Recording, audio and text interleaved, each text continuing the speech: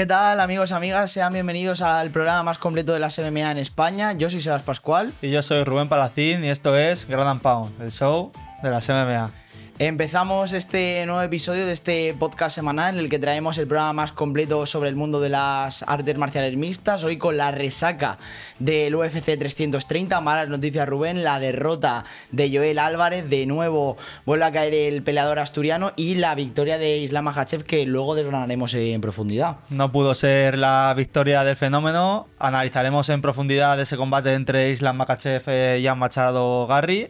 Cuáles han sido las claves y explicaremos también, Sebas, en esta sección que tanto nos gusta, la sección didáctica del combate explicado, qué es el clinch, que es una cosa que nos han preguntado algunas de las personas en los comentarios y vamos a explicarlo. Además, hoy vuelven las entrevistas. Por fin. Y con un invitado diferente a lo que hemos traído. Sí, yo creo que es una entrevista que va a quedar bastante bien. Además, por lo que me han dicho, el invitado habla bastante bien. Sobre Mucho todos los conocimiento. temas, mucho conocimiento en general. Así que carta de presentación hecha. Vamos yo allá, creo que ¿no? podemos empezar, ¿no? En este momento empieza Ground and Pound. Bueno, Rubén, este fin de semana hemos tenido el UFC 330, el gran evento del verano. La verdad que el evento de por sí no ha sido el mejor a nivel general. La verdad que la mayoría de las peleas, la mayoría del cartel no era tampoco la gran cosa comparado con otros eventos. Teníamos esa gran pelea entre Ian Machado Garry e Islam Makhachev y también la de Joel, que hay que recordar que fue en corto aviso, pero que también tenía todos nuestros ojos. Sí, lo único así más destacable son las sorpresas que hubo en las peleas preliminares, que Orolbai, que venía con el cartel de favorito, perdió por sumisión el tercer asalto contra Jeremiah Wells. La remontada de Neil Magny en su combate contra Naid Braimag, que comenzó perdiendo y aguantó todo lo que pudo hasta que consiguió la victoria, como Tresean Gore, que venció a Vicente Luque, el último al que le ganó Joel Álvarez. Sí, Ahora hablaremos de hace él. 2 peleas. Pese a que Vicente Luque le partió los dientes. Un dato curioso. Como curioso fue el KO espectacular de Deontay Johnson, una bomba con la izquierda, a Eric McConico, o la sumisión vía Scottish Twister de Charles Johnson a Eduardo Chapolín, tras prácticamente besar la lona al bueno de Johnson. Sí, también tuvimos un retiro de Edson Barboza, un peleador mítico que yo creo que gustaba mucho. Es verdad que venía un poco en decadencia, 40 años, 4 derrotas seguidas. No sé exactamente si él tenía previsto la retirada antes de la pelea, pero bueno, ha anunciado horas después de esa derrota contra Ribovics que no va a seguir más dentro de la competición profesional. Así que bueno, nos quedaremos con él en el recuerdo, con esas Con el patadas. recuerdo de esas patadas icónicas que igual cuando expliquemos qué tipo de patadas hay, hablamos de Vendría él, ¿no? bien, sí, sí. Otro que tuvo un gran nombre en este último evento fue Jalin Turner, que ganó con un KO espectacular en el primer asalto a Cabo Fernández. Y si quieres vamos con las tres grandes peleas para nosotros, que son las de Joel Álvarez, la de Mackenzie Dern, que retuvo el Sí. título, y la de Islam Makhachev contra Ian Garry. Sí, muy rápido la pelea femenina, victoria bastante contundente de Mackenzie Dern, que yo creo que ha demostrado que Gillian Robertson ahora mismo no está para optar por el título No. y que Dern está a un nivel por encima de prácticamente todo el circuito. Sí, habrá que ver qué va a hacer Weili Zhang, Sí. que no se sabe, está un poco desaparecida del circuito desde su última derrota. No sabemos si se va a quedar en el peso superior, si va a volver al peso paja. Yo creo que ahí depende que Mackenzie Dern siga manteniendo el título o no. Ganó por decisión. Sí. Un combate muy Super- sencillo para sí. ella, fue muy superior. Hasta los 4 primeros asaltos fue muy superior. El quinto se dejó caer un poco ya. Sabía que había ganado. No tuvo mucho más problema. Y si quieres pasamos a esa pelea que creo que a todo aficionado español nos ha dejado muy fríos, que es la derrota de Joel Álvarez contra Chidi Njokuani. Sí, una derrota, la segunda en lo que va de año. Recordemos que hace unos meses perdió contra Mosov. Es verdad que en ese caso se podía entender porque la decisión de la pelea era un poco extraña. Un peleador bastante superior a nivel de lucha, que ha sido igual el gran debe de Joel dentro del UFC. Yo no sé qué sensación te deja, Rubén. A mí me da la sensación de que si ni siquiera contra un peleador que en teoría le viene bien por condiciones a Joel, porque era un striker que además había sido noqueado bastantes veces, si ni así puede ganar un combate, a lo mejor habría que plantearse si ha acertado con la decisión de cambiar al peso welter. A mí me surgen 3 preguntas después de este combate. La primera es esa, si tendría que volver a bajar Joel Álvarez al peso ligero. No sé si continuar en el peso welter va a ser una buena idea. Hay que decir que seguramente no lo va a hacer. No, no lo va a hacer, no lo va a hacer. No, no lo dudo mucho porque al final, cuando ya te acostumbras a no hacer el corte de peso, Joel mide 1,91. Para el peso ligero es una persona muy alta. Sí. Le costaba. Aún así, Lo dio en corto aviso. Lo dio en corto aviso. Es verdad que puedes unir los problemas de cardio que tuvo, que se le veía un poco hiperventilando al final del segundo asalto, con esa falta de resistencia, ¿no? De haber hecho un campamento tan corto. Pero Esa es era verdad, otra de mis preguntas. ¿Ha sido cosa de cardio? yo creo que ha sido tema general, ¿eh? He visto a Joel. Claro, es verdad que no está acostumbrado a pelear contra gente que tenga más envergadura que él. En Yokuani es una bestia. Estamos Sí, hablando de más pero de 2 metros de alcance. es una bestia, pero no debemos dejar pasar que era un peleador vendido hacia abajo. Venido a menos, sí, sí, sí. Que esta era quizá la oportunidad que tenía de conseguir una victoria para que no le cortasen contrato con la UFC, probablemente. A mí me ha dejado muy frío el combate de Joel. No me esperaba para nada un combate planteado de esa manera. Creo que le ha faltado esa chispa que le ha Sí. caracterizado siempre y que no la ha tenido desde el combate contra Vicente Luque. Sí, no sé si algo ha pasado en cuanto a Joel Álvarez, si a lo mejor, bueno, ya ha hecho una carrera más o menos destacada en la UFC, hay que darle las gracias por el momento al que ha llevado Y por lo a que ha instruido en España las artes en marciales el mixtas en deporte también. España. La realidad, me sabe mal decirlo, Rubén, yo creo que a lo mejor está a una pelea de plantearse que le corten el contrato. Me duele escuchar esto. Yo, sinceramente, sigo confiando en Joel Álvarez. Él mismo ha dicho que necesita parar un tiempo. Sí. Quizá para ese tiempo. Bueno, creo que nadie puede dudar de la capacidad tanto física como mental que ha tenido Joel durante toda su Desde trayectoria. luego. Yo confío en que cuando lo volvamos a ver, que probablemente se ha dicho que necesita para un tiempo, para el año que viene, Hmm. que es que todo coincide, todos los caminos van a Roma, A todo un va a UFC un UFC España, ¿no? España. Yo lo Ojalá que dije sí. en el último programa y lo vuelvo a repetir. Cuando volvamos a verle, va a volver con una victoria y con una de sus victorias. Me refiero, algo espectacular, algo como le gusta a él. Estoy Ojalá, seguro, confío mucho en él. ojalá que así sea. Siempre nos gusta ver a Joel Álvarez. Es verdad que se ha hablado mucho de que a lo mejor no ha tenido la ambición suficiente. Yo creo que no es cuestión de ambición en este caso. Creo que es No también una creo. cuestión de todo lo que de profesionalizar un poco más todo lo que tiene a su alrededor. Ha tenido mala suerte con el tema de encontrar peleas. A lo mejor el tema de la esquina, no sé si es tan profesional como, por ejemplo, la que tiene Ilia, que estamos hablando de otra magnitud de peleador. Vamos a ver, porque evidentemente pues, no deja de ser un peleador español y además uno que hemos disfrutado mucho. No, desde luego. Antes de pasar con esa pelea entre Islam Makhachev y Ian Garry, si quieres comentamos un par de noticias que han salido también en los últimos días. Para el UFC 333 del 24 de octubre, vuelve Volkanovski. Volkanovski contra una Movsar Evloev. persona que habíamos comentado aquí que ya tocaba esa pelea. Volkanovski Loev y otra pelea más. Sí, Peter Yan contra Merab Dvalishvili 3. Hay que recordar que una victoria para el ruso, otra para el georgiano. Va, Vamos a empate. ver el desempate. También esa cartelera nos deja dos peleas interesantes: la de Kavanagh contra Temirov, la de Volkov contra Kuniev y también la de Allen contra Aaron Pico. Probablemente estamos hablando de, ya lo analizamos en su momento, pero uno de los carteles del año. Es probablemente uno de los grandes carteles por nombres, que por lo menos de lo que quedan de aquí hasta final de año. Y para mí uno de los mejores de este 2026. Si quieres pasamos a lo que ha sido ese Islam Makhachev contra Ian Machado Garry, analizar cuáles han sido las claves de la victoria de Islam, que como dato previo al análisis se convierte en el peleador con más victorias consecutivas dentro de la UFC. Venga, pues vamos a analizar en profundidad lo que ha sido el gran combate del verano: Islam Makhachev contra Ian Garry.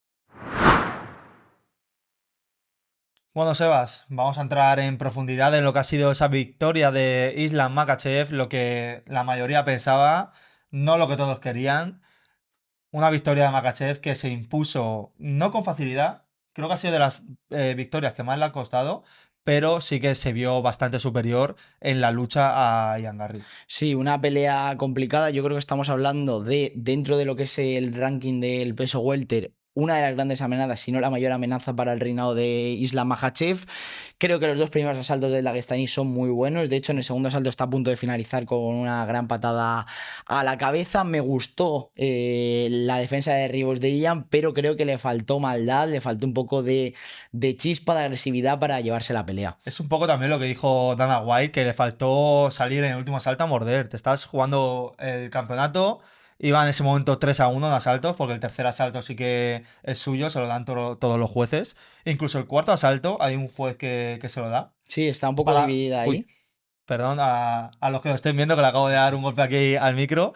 Para mí, personalmente, el cuarto asalto es de Islam Makhachev, pero hay dos jurados que se lo dan a A Islam Islam y y otro uno a que se lo Ian. da a Ian Garry. Es verdad que es debatible porque Islam hace por intentar llevar al suelo a Ian, pero Ian se defiende bastante bien y de hecho planta un par de codazos y de Sí, golpes en la cara de Islam que le deja la cara magullada. sí, no, para los que vieron el combate y a los que han visto fotos a posteriori, Islam acaba con la cara tocada, tocada.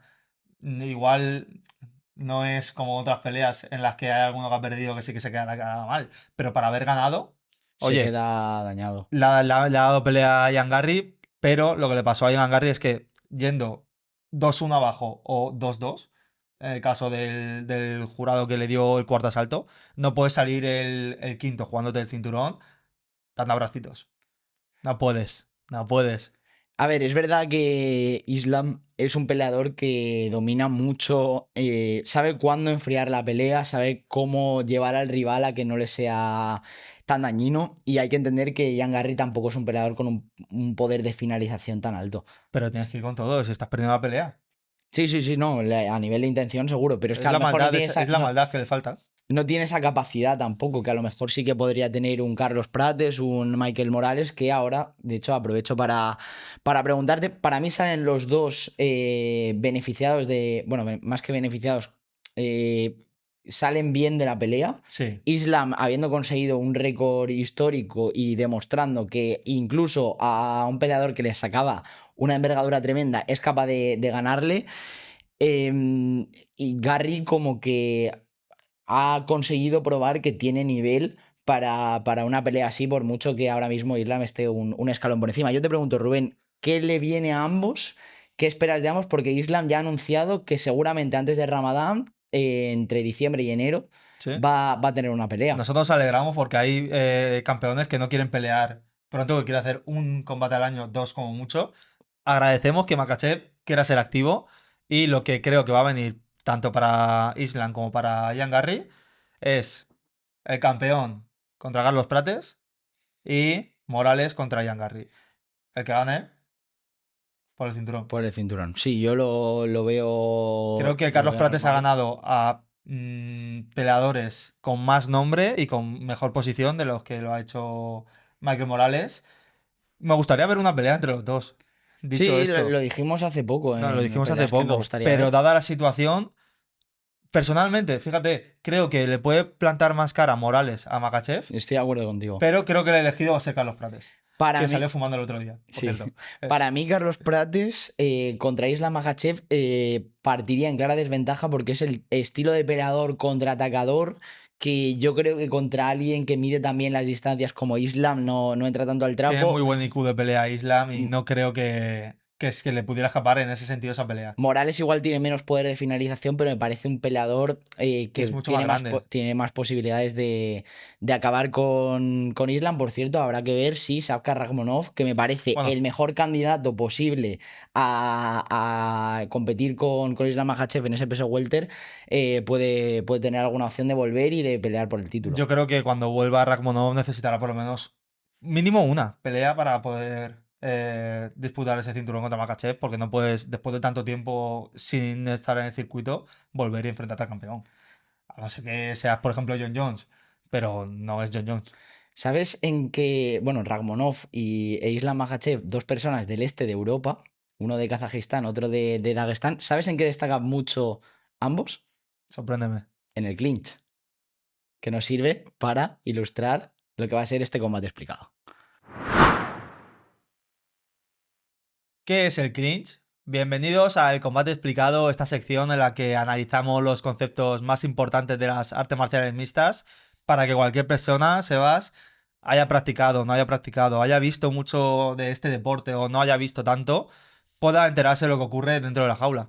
Sí, y hoy vamos a hablar de una situación que aparece constantemente en los combates, pero que muchas veces pasan desapercibidas para los que están empezando a seguir este deporte. ¿Qué es el clinch? Seguro que más de una vez la gente ha escuchado o ha visto como dos luchadores dejan de intercambiar golpes para comenzar a agarrarse y uno empieza a presionar al otro contra la jaula para buscar, pues eso, controlar un poco sus brazos o colocar las manos detrás de su cabeza, Sebas. Sí, eso básicamente es la definición de clinch, una situación de combate en la que los dos peleadores se encuentran muy cerca y utilizan los agarres para controlar la posición y crear oportunidades de ataque. Y aquí es importante aclarar una cosa, y es que mucha gente piensa que el clinch es simplemente una forma de descansar, a lo mejor de tomar un respiro, pero no es así. Bueno, es verdad que hay algunos peleadores que sí que lo hacen un poco así, pero la realidad es muy diferente. El clinch es una de las fases más exigentes de las artes marciales mixtas porque requiere una gran cantidad de técnica, de fuerza y de resistencia. Y desde esa posición se pueden lanzar también rodillazos, se pueden conectar codazos, buscar derribos o simplemente desgastar físicamente al rival para que pierda un poquito de cardio. Sí, además el clinch puede desarrollarse tanto en el centro de la jaula o apoyado contra la reja, algo que normalmente vemos mucho en la UFC. Sí, eso también los peleadores de judo, que es algo que tocaremos dentro En de poquito. profundidad. También son un poco expertos en esta técnica, Sí, no salía la palabra. Y una de las posiciones más habituales es el llamado collar tee. Lo siento por mi pronunciación en inglés, os prometo que lo estoy mejorando. Está mejorando, poco a poco, yo doy fe poco a que está poco. mejorando. Que consiste básicamente en controlar la cabeza del rival colocando una o las dos manos detrás de su cuello. Sí, desde ahí puede lanzar rodillazos al cuerpo, a la cabeza y limitar mucho más la movilidad del oponente. También es muy importante el control de los brazos, como hemos comentado antes, porque si consigues dominar los brazos de tu rival, tienes más opciones básicamente de evitar sus ataques y preparar tus propios movimientos, vaya. Sí, y por supuesto el clinch es una herramienta fundamental para buscar los derribos. Muchos luchadores aprovechan esta posición para desequilibrar al rival y ahí sí llevar el combate al suelo si es lo que quieren. Ponemos un ejemplo que sabe la gente que nos gusta. Si imagináis que un peleador está siendo superado en el striking, en el intercambio de golpes, y en lugar de seguir intercambiando puñetazos, decide acercarse, iniciar el clinch y presionar a su rival contra la jaula, a partir de ahí, pues puede cambiar un poco el rumbo del combate, Sebas. Sí, puede ralentizar el ritmo, lanzar rodillazos, desgastar a su oponente o buscar el dicho derribo. Sí, de hecho hay luchadores que han convertido el clinch en una de sus principales armas, como es el caso de Randy Couture, Sí, un hombre conocido. Sí, y si hablamos del uso de los codos, de las rodillas, desde esa posición es imposible no mencionar a dos grandes nombres, Anderson Silva, que precisamente hemos hablado de que ha superado su racha Islam Makhachev, o John Jones, dos especialistas a la hora de aprovechar el clinch para dañar al rival. Y hay algo que también piensa bastante gente, que es que cuando dos luchadores se agarran, la pelea pierde intensidad. ¿Tú crees que eso es así? Eso, yo creo que la gente no puede estar más equivocada con eso. El clinch es una auténtica batalla por el control del octágono. Cada agarre, cada cambio de posición y cada movimiento tienen un objetivo estratégico muy claro. De hecho, hay muchas peleas que se deciden precisamente en esta fase del combate. Como por varios motivos. Sí, porque dominar el clinch significa controlar la distancia, imponer el ritmo o obligar al rival a pelear donde menos cómodo se siente. Y eso es precisamente lo que hace tan especiales a las artes marciales mixtas, porque el combate no se limita únicamente a golpear o a luchar en el suelo, que tanto los tipos de golpe con las manos como las tipos de posiciones en el suelo y de técnicas dentro del suelo las hemos explicado en esta sección. Se pueden ir a la parte de listas en el canal. Ahí está Y subido. ahí lo tienen todo, donde estará también este vídeo. Sí. En cortito. Ordenadito. Lo dicho, el combate no se limita solamente a golpear o a luchar en el suelo, sino que existe una fase intermedia que puede ser la decisiva. Así que, como siempre os decimos, la próxima vez que veáis a dos luchadores pegados a la jaula, ya sabréis que no están descansando, que es el cringe, que es una parte fundamental de las artes marciales mixtas. Si alguien tiene alguna duda de, oye Rubén, oye Sebas, no sé qué significa esto, necesito que expliquéis qué está pasando dentro de este combate, qué significa esta terminología, qué es lo que tienen que hacer. Dejar un comentario en YouTube diciéndonos cuál es su duda, qué les come la cabeza, no lo entienden o quieren saber más de eso, porque puede ser que lo entiendas, pero que quieras saber un poco más. saber un poquito más. Poned comentarios en YouTube, darle a like también, ya que estamos, ¿no? Si pones Sí, un hombre. comentario, le das a like. Y se puede hypear ahora, ¿no? Se puede hypear, lo que no sé es ¿Cómo hacerlo, no? cómo hacerlo, efectivamente. Pero Habrá que ponerse investigaremos. Habrá que investigar sobre ello. Esperemos que os haya gustado esta nueva edición del Combate Explicado. Creo, Rubén, ahora que nos vamos con una entrevista de lujo, ¿no? Una entrevista con un perfil diferente que seguro que a la gente le va a gustar. Venga, pues vamos allá. Bueno, Rubén, habíamos prometido que hoy sí que vamos a tener entrevista y además esta me hace especial ilusión porque cambiamos un poco de parámetros, ¿no? Nos metemos ahora en el mundo del judo, queremos tocar aquí un poco de todas las artes marciales y tenemos un invitado de lujo con nosotros. Ya dijimos que íbamos a traer un poquito de todas las artes marciales mixtas, que aquí queremos tener el contenido más completo de las MMA en España y yo creo que lo mejor es que se presente el propio invitado. Bienvenido, Joaquín, al programa. Mi nombre es Joaquín Gómez Jimeno. Soy un deportista de 35 años actualmente, nacido en Madrid, pero afincado en Alicante y bueno, con muchas ganas. Quería, primero para la gente que no te conozca, que te presentaras un poco, ya no solo en cuanto a nombres, sino en cuanto a tu experiencia dentro del mundo del judo. Hemos visto también que estás metido en el tema del jiu-jitsu también. Cuéntanos un poco cómo ha sido tu trayectoria, qué te ha llevado hasta ahora, cómo han sido estos años de carrera. ¿Cuántos llevas en total? Bueno, 30 años de 30 carrera. años, Sí, prácticamente. o sea que una vida entera. Media vida, sí. Entonces, nada, bueno, yo empecé a hacer judo con 4 o 5 añitos, porque era un niño muy, muy inquieto. He hecho de todo durante estos 30 años, pero bueno, al final el deporte que se ha quedado conmigo y que sigue conmigo a día de hoy ha sido el judo. Y bueno, comencé en el cole. Y bueno, era un poco para gastar un poco las pilas, porque a mi madre la pobre la llevaba frita, no paraba en casa, me caía, me rompí el brazo. Bueno, fue una manera un poco de templarme. Y bueno, al final pasé muy pronto al club porque se me quedaba pequeño el cole y con 9-10 años ya pasé, como comento, al gimnasio, ahí en Miriam Blasco, que es un club que está en calle San Mateo, que ahora pasaba a la Arena. Y bueno, ya pues desde pequeñito los profesores que habían ahí me vieron que tenía madera para competir, me gustaba siempre medirme a los compañeros y bueno, también era una manera de motivarme siendo pequeñito, de que no fallara los entrenamientos. Y bueno, hice mis primeros campeonatos de España con 13 años, quedé quinto de España infantil, perdí el bronce y bueno, me fastidió tanto que dije, buah, tengo que seguir, que esto me ha gustado mucho, pero necesito esa medalla. Y bueno, conseguí mi primera medalla en Campeonato de España cadete con 16 años, ya con una edad bastante buena. Y bueno, al final quise seguir mejorando y me fui al club de Isabel Fernández, a la Escuela de Judo Isabel Fernández. Y bueno, a partir de ahí pues pasé de quinto a tercero, luego 2 veces subcampeón de España Junior, fui al Campeonato del Mundo Junior, que quedé noveno, Campeonato Europa Junior séptimo, saqué varias medallas internacionales también importantes. Y bueno, yo quería seguir creciendo. Entonces al final era un club muy grande, había muchas chicas, había menos chicos. Entonces mi profe me sugirió que probara a volver a Madrid, ¿no? Porque al final soy madrileño, era un poco como volver a casa. Y Javier Gado, que en aquel momento era un hombre que se estaba retirando, que abrió su club, un hombre con muchísima trayectoria, pues también me lo ofreció en una de las competiciones que sí quería probar con él. Y nada, me fui con él y fue cuando conseguí quedar campeón de España absoluto, ahí por primera vez, con 21 o 22 años. Y bueno, al final, pues eso, quise seguir creciendo, luego probé irme a Valencia otra vez, volví a quedar campeón de España absoluto, saqué medalla en Grand Prix, World Cup. Y bueno, al final he sido campeón de Europa también, campeón continental. Y bueno, segundo para ir a los Juegos Olímpicos. Al final esto es muy duro, que siendo top 25 no, pues al final es mucha política también y al final es la federación la propia la que te lleva, lo que no te lleva. Y bueno, al final pues es un poco también pruebe para Tokio, igual segundo para ir a Juegos Olímpicos. Al final es un poco el tener esa suerte, ¿no? También cumples todo, pero también tener ese puntito de suerte con una persona o un grupo de personas que también te apoyen y que sobre todo te quieran promocionar, que al final es lo más complicado aquí en España. Pero bueno, al final muy contento. Mi etapa en el Jiu-Jitsu también empezó en el 2014. Fíjate, yo era malísimo en suelo, pero malísimo de que me llamaban el búnker. No me cogían, pero yo tampoco cogía. Claro. La cara la tenía hecha polvo, tío, siempre de defender. Y bueno, me lesioné la rodilla, me operé. Tuve un accidente entrenando en Düsseldorf.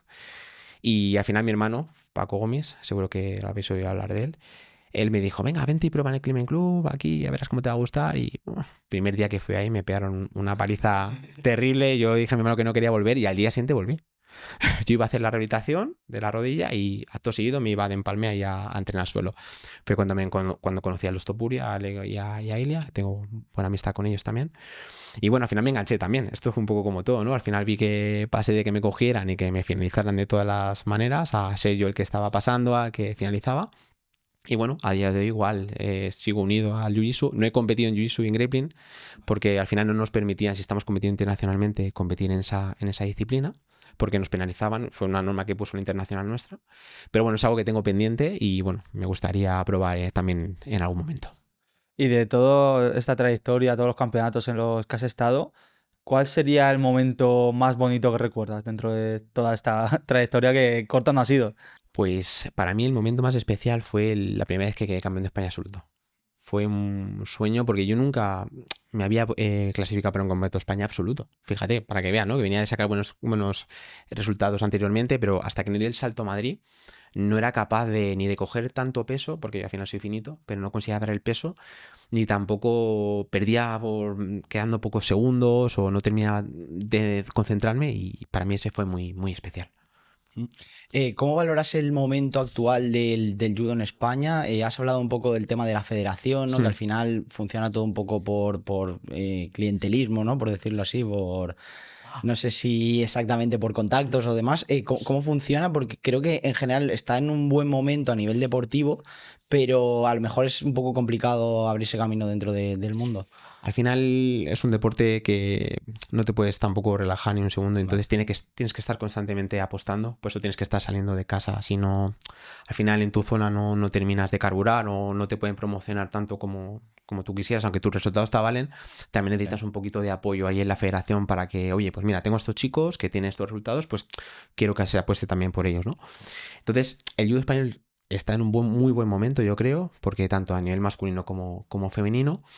Y creo que ha evolucionado a muy positivo. O sea, antes eran 2-3 clubes los que tenían un poco ahí la fuerza y creo que ahora se ha abierto a tanto, no solo a Madrid o Comunidad Valenciana, sino se ha abierto al resto de federaciones y pienso que bueno, que está en un momento muy sano y después de París que bueno, tuvimos unos buenos resultados, creo que lo que está por venir es mejor a nivel federativo. Y has comentado que has hecho Jiu-Jitsu y has practicado algunos deportes más. Dentro de lo que son las MMA, ¿cómo valorarías el papel del judo? Yo lo valoraría como bastante importante. O sea, no porque lo haya hecho yo, sino que hay grandes luchadores que conoceréis, Khabib Nurmagomedov, Islam Makhachev, ahora mismo, pero este fin de semana lo hemos visto también, que lo ha utilizado. Kosi Buruma, perfecto, por la izquierda. Kayla Harrison, que seguramente la habéis oído. O sea, Ronda Rousey. Al final son grandes nombres que ellos, sobre todo hablemos de los daguestanís, ellos han probado todo tipo de luchas. Han probado sambo, han probado libre, han probado grappling, han probado todo. Y ellos siempre dicen que el judo está a otro nivel. Es un deporte que te forma mucho, te curte mucho, te hace tener mucho ritmo, no te deja relajarte. Entonces, creo que es un papel muy bueno y que aporta mucha base sobre todo a la gente que viene por detrás. Porque hay gente que empieza por jiu-jitsu, que empieza por grappling o que hace boxeo, pero creo que el nivel de dureza que te da y esa manera de afrontar los combates, creo que es algo único. Mira, justo esto me sirve para ilustrar la siguiente pregunta.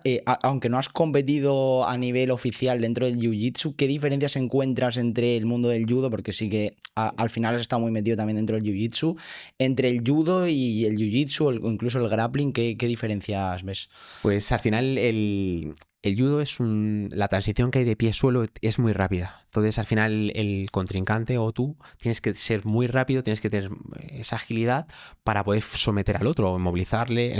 Hay muchas maneras de ganar en judo, ya sabéis, inmovilizando, estrangulando, luxando o por proyecciones, ¿no?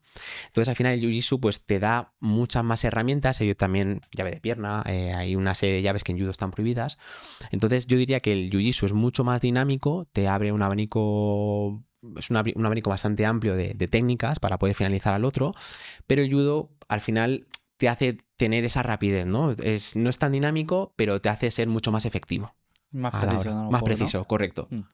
También, hablando de jiu-jitsu y de judo, muchas veces hay muchos peleadores que dicen, no, hay que tener cuidado con él, que es cinturón negro de Brazilian Jiu-Jitsu, pero no se habla igual a lo mejor del judo. ¿Crees que a nivel social está más infravalorado?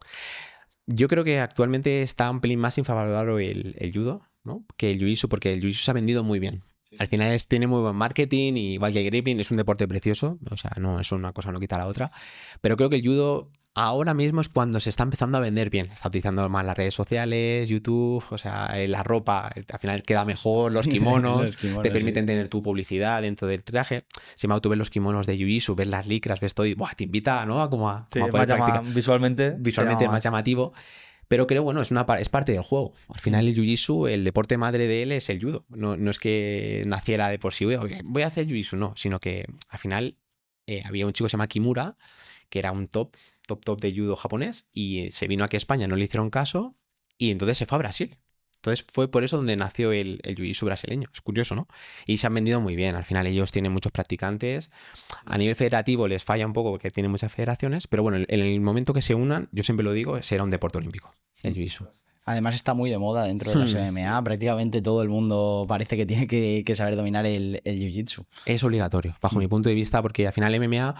Por lo que yo he ido siguiendo desde hace tiempo, y sobre todo el tiempo que están dando en el Climen con Ilia y con Alex, es algo primordial. Tú puedes ser muy buen boxeador, puedes ser un tío que tenga muy buena base de kickboxing o taekwondo o karate, pero como bajes abajo, en cuanto empieza a bajar el cardio, en suelos que te fríen.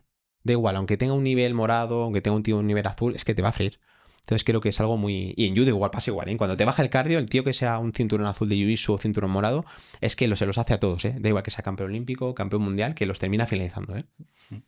Y a nivel referentes, has comentado algunos nombres. Dentro del mundo del judo, ¿quién ha sido el que más te ha marcado? Pues tengo a nivel nacional, mi hermano Paco es un tipo espectacular, es un tractor. No se cansa. Y a nivel internacional, pues para mí es Naohisa Takato, el japonés de mi peso, que ha sido campeón olímpico y es un tipo que es buenísimo en pie y buenísimo en suelo. No sabes por dónde te viene. O sea, es una caja de bombas. Para mí esos dos los dos grandes referentes. Estaba también Terry Riner, ¿no? Terry Riner, sí, correcto. Yo creo que es la persona más famosa dentro del mundo del judo. Sí, es un tipo, bueno, es un atleta de 2 metros, de un chico francés, un atleta francés. Pasa que en peso pesado, por ejemplo, sí que es menos vistoso ese tipo de... Ahora está cambiando, por ejemplo, la evolución en peso pesado está siendo muy positiva. Y este deportista, pues al final ese físico que él tiene es el que ahora están surgiendo, ¿no? Pesos a lo mejor semipesados están subiendo a pesado y ahora se está volviendo un poco más vistoso, ¿no? La gente ya le empieza a gustar ver ese tipo de pesos. Pero es un tío que yo creo que tiene unas 5 medallas olímpicas. Es una pasada, ¿eh? Pero bueno, al final yo he cogido uno de mis chicos de mi peso, el japonés, que para mí es... Claro, es más fácil parecerte a él. Y para mí es un chico que también admiro mucho. Sí, volviendo al panorama general del mundo del judo, hemos hablado un poco de cómo es la situación en España. No sé si puedes contarnos cómo es profesionalmente, sobre todo monetariamente, ahora mismo y comparada con otros países cercanos, por ejemplo, con Francia o Portugal. Pues actualmente en España, al final, sobre todo empresas privadas, están apoyando mucho a los deportistas. Por ejemplo, el proyecto FAIR, que sonará, que esa beca la proporciona el Mercadona. La beca que también da Movistar, que creo que es la Podium, beca Podium se llama también, que la da Movistar Telefónica. Entonces, al final es una cuantía que a priori parece no muy alta, pero bueno, a lo mejor la beca FAIR te da unos 24.000 al año durante 2 años mínimo. Te puedes lesionar y ellos te la renuevan, está súper bien. Y luego es compatible con el resto de becas que te pueda proporcionar el Estado, por ejemplo, la beca ADO otro tipo de becas. Que no es dinero, porque al final no es dinero, tú imprimes mucho tiempo aquí, un ciclo olímpico es muy largo, son 4 años, y al final tú inviertes mucho. También tienes que viajar, los viajes son muy caros, porque al final nosotros ir a un hotel normal nos cuesta 3 veces más. O sea, tú lo buscas por Booking y vale 80, y nosotros vamos ahí y son 240 lo que te vale la habitación. También la federación tiene que ganar dinero, ¿no? Entonces, el resto de otros países, por ejemplo, el sistema que tienen es muy bueno, que yo creo que se podría implementar aquí en el sistema español. Lo que habla anteriormente es que el Estado te llama, ¿vale? Te dice, pues mira, me interesa que, que estés en la Guardia Civil, por ejemplo, en la Policía Nacional, o sea, funcionario de prisiones, y tú decides. Al final es una manera que tú tengas una red de seguridad, que tú te puedas seguir dedicando al 100% a tu deporte y te puedas retirar cuando tú quieras y puedas el día de mañana pues tener un trabajo estable, un trabajo fijo, y luego puedes seguir formándote, tener una carrera universitaria, etcétera, ¿no? Entonces pienso que es algo que se podría implementar aquí en España, que aún no se ha podido hacer, pero bueno, siempre creo que es algo que en un futuro creo que se va a poder establecer. Sobre todo ya, por ejemplo, a nivel de Policía Nacional, sí que se está haciendo que a los atletas que han estado en Juegos Olímpicos, sí que les está dando una pequeña puntuación. En la entrevista también pesa mucho eso. Entonces creo que es una manera de motivar a la gente para que también pueda optar a eso. Sí, además te da una seguridad de cara al futuro, porque nos has comentado antes también, antes de fuera de cámaras, que también te has estado como docente, como has tenido tu vida paralela a la vez que competías, y ahora has tenido que tener un pequeño parón por eso.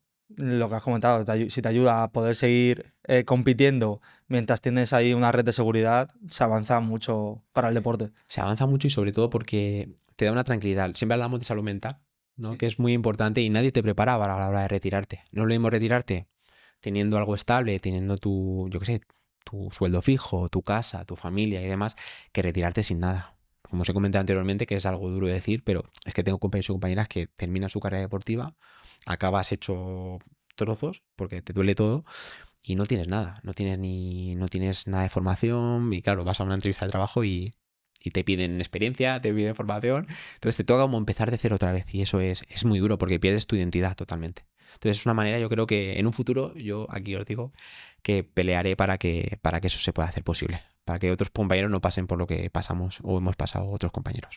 Sí, ojalá que así sea. Volviendo al tema de la SMA, también hemos visto que eres seguidor, has estado en el Clime, conoces a Ilia, a Alec.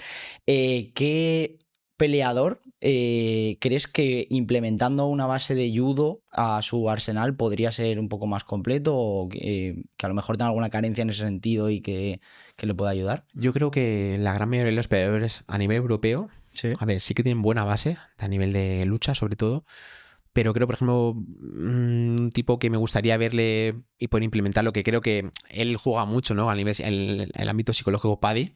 Es un tipo que tiene mucha repercusión, que es luego es muy curioso porque él abajo se defiende muy bien, pero arriba todo el tema de lucha y toda la parte de proyecciones él la lleva un poquito más floja. Conor, por ejemplo, también yo lo implementaría porque luego la pelea que tuvo con Islam es que lo arrolló, o sea, es que era incapaz de poder frenarlo. Entonces es una manera que yo implementaría a los atletas europeos para que pudieran tener más opciones, sobre todo para poder frenar un poco a los deportistas rusos o kazajes o cualquier deportista de Asia que son tan buenos. Es que te terminan frenando y no puedes hacer absolutamente nada.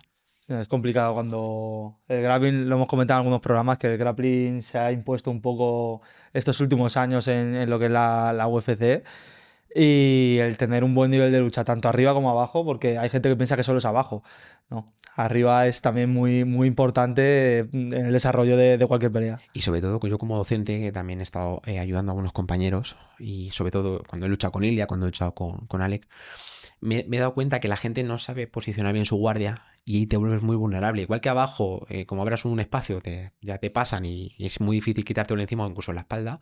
Arriba es lo mismo. Ellos cambian las piernas, te meten la pierna izquierda delante y luego te meten la derecha en la solapa. Entonces eso, te están regalando muchísimo. O sea, ellos no se dan cuenta que pasa en grappling igual. Como no tengas una buena base de piernas y de guardia, es que estás vendido. Por muy bueno que seas en suelo, por ese recorrido tan grande que tú vas a tener previamente, como topes con alguno top en algún campeonato importante, es que no vas a tener nada. Te va a tirar fuerte, además te van a tirar fuerte y te van a dejar fuera de la pelea.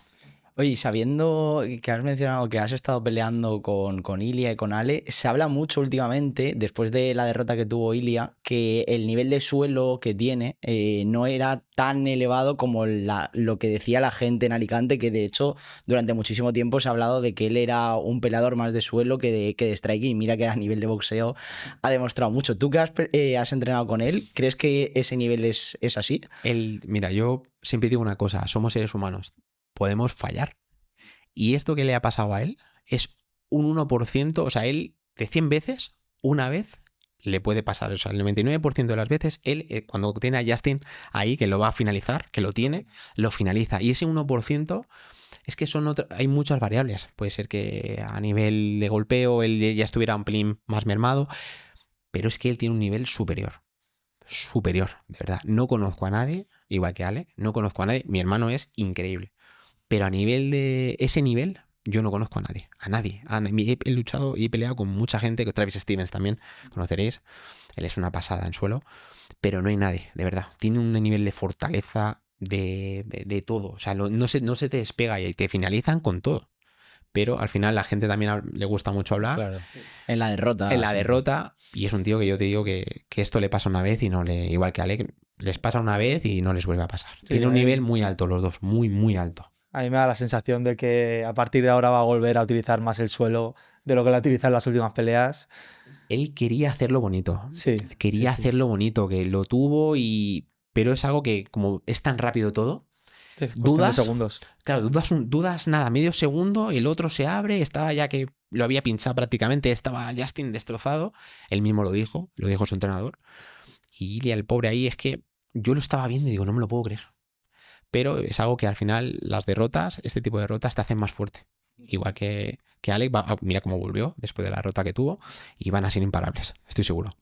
Y es que además en el mundo de las artes marciales mixtas entiendo que en el judo también será igual, aunque no domino tanto. Al final un mal día o un momento en el que dudas, al final eso te penaliza muchísimo. Son deportes muy cambiantes. Son muy cambiantes y además que la gente no lo sabe, que tienes que bajar peso. Claro. Tienes que bajar peso el día antes. Al final yo, por ejemplo, no bajaba tantos kilos, pero yo conozco a compañeros, incluso Ilia, que ha habido momentos que han bajado muchos kilos y pues oye, te puede afectar al día siguiente. Puedes tener una buena recuperación, te puedes notar fresquito, pero cuando empieza la pelea ya te empiezas a notar, ostras, no lo veo todo igual, me están golpeando mucho. Entonces ya empiezas a tener pensamientos intrusivos que te terminan llevando un poco a esa incertidumbre, a esa duda, que por eso llega el momento clave y dudas. Y ahí ya la pelea pues se termina yendo hacia el lado del rival, desgraciadamente. A mí me ha pasado también, peleando ahí. A nivel internacional, sobre todo, que la gente al final no perdona nada. Y puedes ir ganando una pelea. Yo perdí un combate quedando 4 segundos para acabar. Contra un brasileño que me pegó la brasa de mi vida, ganándole todo el combate. Y a falta de 4 segundos me marcó un punto. Y dije, tío, me lo dejo esto, no valgo para esto. Pero bueno, luego le gané, ahí ya conseguí venganza, un poquito de vendetta. Te redimiste, ¿no? Sí. Y el tema que lo acabas de mencionar, el tema cortes de peso, es un esfuerzo físico, pero también tiene que ser un esfuerzo mental, porque para aguantar ese recorte y después la subida y cuando vuelves a pelear a lo mejor a los 3, 4, 5 meses otra vez corte de peso, mentalmente tiene que ser difícil. Es duro. A ver, por ejemplo, en MMA ellos, habéis podido ver que también no hacen tantas peleas al año, es normal, se reciben muchos golpes y tienen, sobre todo por el tema de la cabeza, tienen que tener mucho cuidado, ¿no? Pero, por ejemplo, nosotros, prácticamente hubo un año que hice la Bundesliga, el primer año que hice la Bundesliga y competía prácticamente todos los fines de semana. Entonces ellos me daban 1 kilo de margen, que parece, ostras, 1 kilo. 1 kilo de margen no es mucho. Es poder comer ese día un poquito, un te como y un sorbito de zumo. Algo rápido. Entonces sí, te merma. Yo, por ejemplo, no bajaba mucho peso, pero al final era peso ligero. Entonces no era un tipo muy grande, pero sí al final me gastaba mucho a nivel muscular. Y yo soñaba hasta con la comida. Me puse una campana en la puerta que me levantaba sonámbulo y para evitar comer cualquier cosa, incluso hidratarme sin darme cuenta, porque al día siguiente, ostras, lo pasabas mal, ¿eh? Pero bueno, sí que repercute y sobre todo, como os he comentado antes, de fuera de cámaras, cuando te retiras o cuando lo dejas un poco de lado, tienes que seguir cuidándote. No puedes seguir comiendo tanto como un animal porque al final es que te pones como padia, ¿no? Dices, si no fueras luchador, ¿qué sería? Sería diabético, pues lo mismo, ¿no? Hay que tener cuidado y sobre todo a nivel mental. El físico al final te recuperas luego, pero la cabeza En chicas se ve mucho, en trastornos de alimentación y demás, que al final te termina afectando. Es complicado. Sí. Ya por último, Joaquín, que nos quedamos sin tiempo. Muchas gracias por venir y A de verdad vosotros. que es un placer que alguien hable así tan claro, además dominando muchos temas, ya no solo de judo, sino en general de todas las artes marciales mixtas. Nos gustaría que nos dieras un nombre de una persona que creas que puede encajar dentro del programa, que hable bien Y que te gustaría ver. y que te gustaría aquí. ver por aquí. Pues mirar, no es por barrer la casa, pero me gustaría, si pudiera ser, que pudiera estar a mi hermano, porque él quedó campeón mundial de Jiu-Jitsu hace en octubre. Más o menos ahora tiene el mundial en Las Vegas otra vez, se va a Las Vegas ahora un par de semanas. Él ha sido medista europeo también. Y bueno, a nivel de la JP también, IBJ está muy bien posicionado. Entonces me gustaría que si pudiera ser, que lo trajerais, porque creo que nos va a decepcionar y os va a gustar mucho. Mira, pues después del Invitado mundial queda, estaría fenomenal, sí. Yo creo que va a venir con medallita buena, ¿eh? También Estaría bien. lo digo aquí, lo adelanto. Yo creo que está Ojalá muy que fuerte, sí. está muy bien. Ojalá Está que muy sí. bien, está muy bien. Pues invitado queda para después del Mundial y que nos cuente esa experiencia, ya sea con medalla o sin medalla, que todo puede pasar. Ojalá sea con medalla, Con medalla, pero con medalla. con medalla. Muchas gracias por venir, Joaquín. De verdad que ha sido un placer. placer. Yo creo que ha quedado una entrevista muy chula. Muy completa. Muy completa. A vosotros, chicos, por todo. Es un verdadero placer. Pues nada, nos vamos nosotros ahora con el final del programa, ¿no? Sí, hay que cerrar Hay que cerrar como esto, que ha Dios sido manda. un programa completo. Bueno, Rubén, hasta aquí el programa de hoy. Nos hubiera gustado venir con buenas noticias, con esa victoria de Joel Álvarez, pero bueno, yo creo en general ha quedado un programa bastante completo, explicaciones profundas, hoy sí con entrevista, además Pues muy sí. interesante. Ya tocaba, ¿eh? Ya tocaba. Vamos a ver si este verano podemos traer alguna pinceladita más de gente profesional dentro del sector. Nosotros que volvemos la semana que viene. Volvemos la semana que viene para hablar más en profundidad de las cosas que se han anunciado para próximos eventos, porque tampoco hay nada muy grande después de esta cartelera de Islas Makhachev, que ya dijimos que centraba el verano. Pero traeremos cositas interesantes. Prometemos el programa más completo y traemos entrevistas, traemos juegos, traemos secciones interactivas. Traemos de Que nos todo, sigan en siempre. Instagram. Que pronto pondremos una cajita con ciertas preguntas para que ellos interactúen con nosotros. Sí, Que funcionó nos muy sigan. bien, ¿eh? El preguntas y Funcionó respuestas muy del último programa. Muchas gracias a todos por vernos, a todos los que nos seguís en Instagram, en TikTok, comentarios. Mil gracias. Nosotros que seguiremos aquí en una semanita. Nos Una vemos. semanita nos vemos.